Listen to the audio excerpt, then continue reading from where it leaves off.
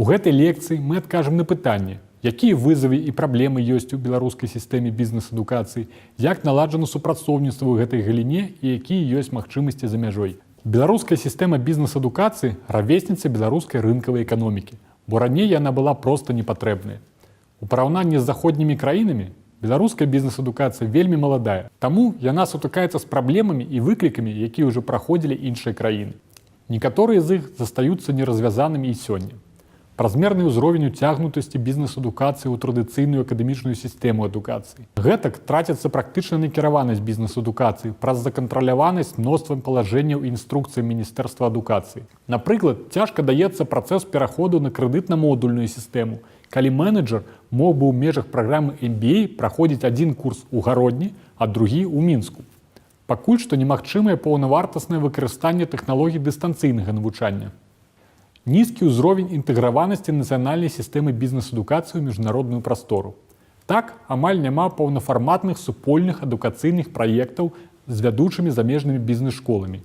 Як вынік, нацыянальныя праграмы накіраваны толькі на ўнутраны рынок, а выпускнікі прыдатныя толькі для вядзення бізнесу ў Беларусі. Зразумела, чаму беларускія праграмы ды бізнес-школы не маюць міжнароднага прызнання і, адпаведна, такіх прэстыжных акрэдытацый, як AACSB, AMBA і EKIS.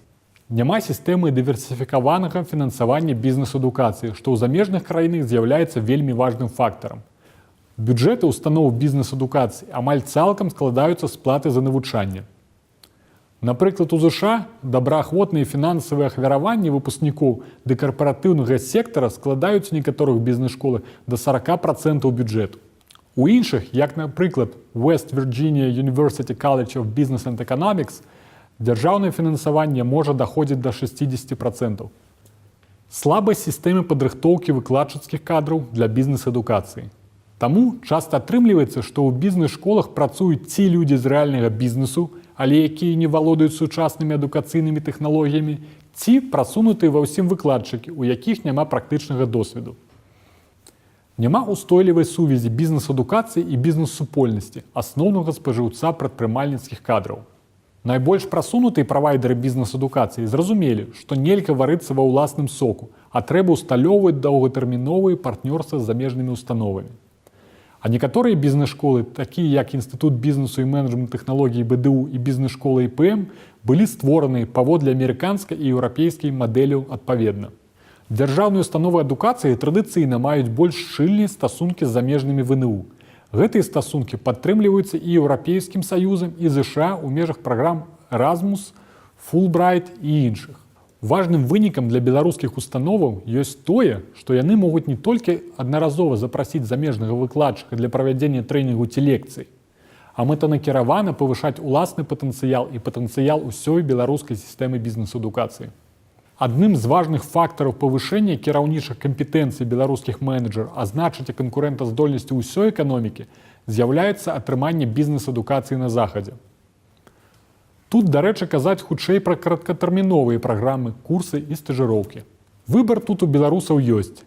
Па-першае, трэба сказаць пра ўдзел студэнтаў-мігрантаў беларускіх ВНУ ў праграмах мабільнасці. Нават семестр, праведзены ў еўрапейскіх універсітэтах, і вывучэнне бізнес-дысцыплін сур'ёзна змяняюць успрыманне бізнесу і эканомікі, а таксама арыенціры і матывацыю. Па-другое, з 2006 года ў Беларусі працуе супольная беларуска-нямецкая праграма падрыхтоўкі кіраўнічых кадраў беларускай эканомікі. За 10 гадоў больш за 4 сотні беларускіх менеджераў прашлі месячную стажыроўку ў адукацыйных цэнтрах ФРГ і наведалі сотні нямецкіх прадпрыемстваў. Пэўныя станоўчыя вынікі ў галіне развіцця бізнес-кампетэнцый мае праграма Community Connections, якую рэалізуе Агенцтва ЗША па міжнародным развіцці. Застаецца адкрытым пытанне арганізацыі супольных магістарскіх праграм у галіне бізнес-кіравання, як, напрыклад, MBA.